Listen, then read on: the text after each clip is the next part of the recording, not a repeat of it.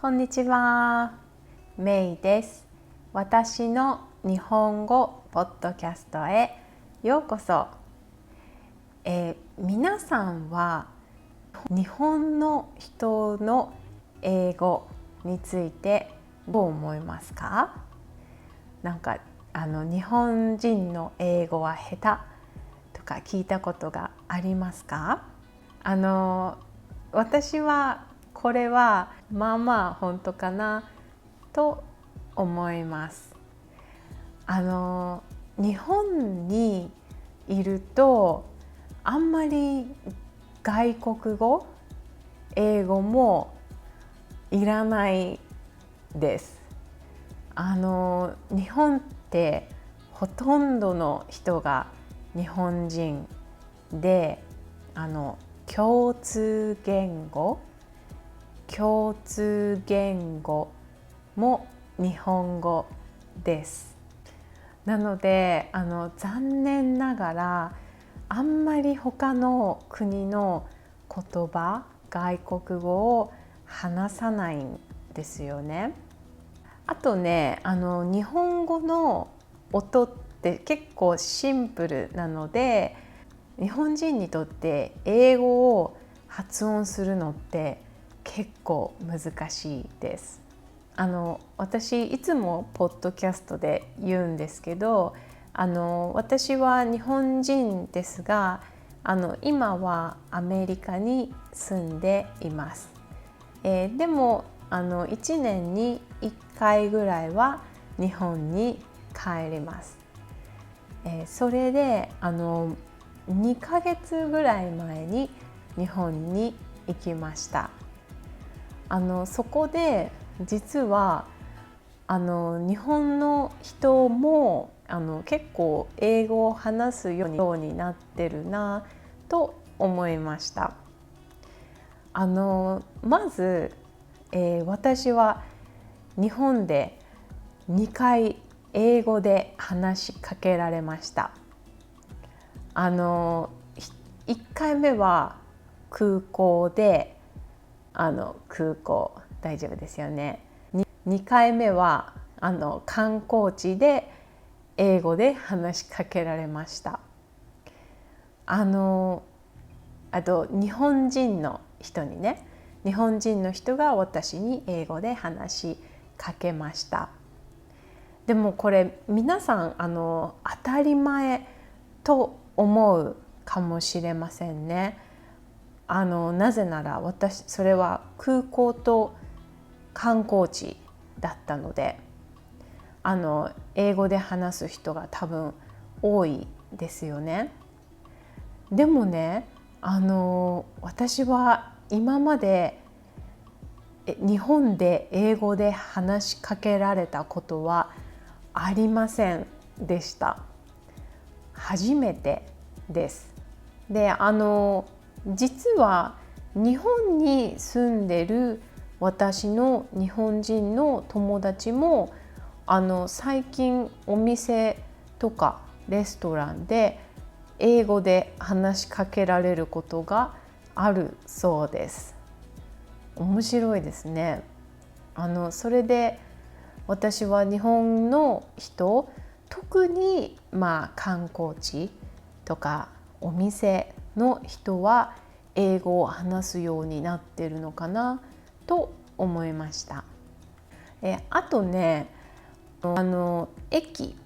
電車の駅でこういうスクリーンでチケットを買うんですけど、これも言葉が選べるようになっていました。例えば英語、中国語、韓国語とかが選べるようになっていました。ここは特に大きい駅ではないです。でも前は多分日本語だけだったような気がします。あと大きいレストランとかチェーンレストランに行くとここもね、こういうタブレットで注文をするところが多いです。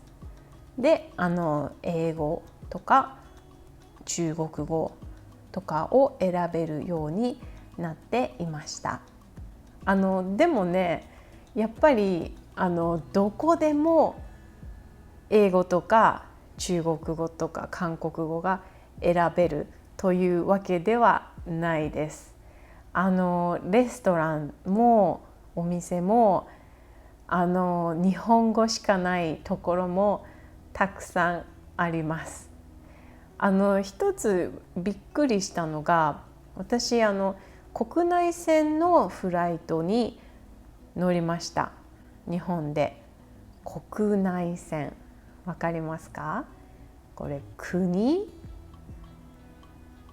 内 inside、line 国内線。ちなみに international flight は国際線。international は国際です。それで国内線に乗ったんですけど、飛行機の中でパイロットの人とかフライトアテンダントの人がなんかアナウンスメントしますよね。それがね、日本語だけでした。ちょっとびっくりしました。なんか私のイメージは飛行機のアナウンスメントは絶対日本語と英語があると思ってたんですけど、日本語だけでした。だから前に比べたら日本の人も英語を話すようになってると思ったんですが、でも私の皆さんへのアドバイスは絶対日本語を話してください。日本に行ったら絶対日本語を話してください。まず皆さんは日本語を話せる人だと思います。なのでぜひたくさん練習してください。でもう一つは日本の例えば働いてる人でも英語のセリフだけ覚えてる人も多いです。なんか台本があってスクリプトがあってこれを言うっていうのをメモライズ覚えてる人が多い気がします。すごく困ってる時に英語で質問するとその働いてる日本の人はその覚えてるセリフスクリプトのセリフをそのまま返してくることが多いかもしれません。なんか困ってる時とか何か聞きたい時はぜひ頑張って日本語で言ってみてください。そしたら日本の人はすごく助けてくれると思います。あと日本の人はもちろん皆さんが頑張って日本語で話しかけてくれるとすごく嬉しいと思います。皆さんは日本の人と英語で話したことがありますか？日本人の英語は上手ですか？下手ですか？よかったら教えてください。Today we are going to study how to use ようになる。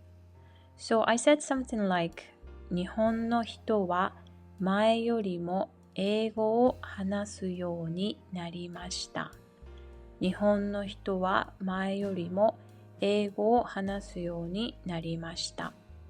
Do you know what I want to say with this sentence? 英語を話すようになりました。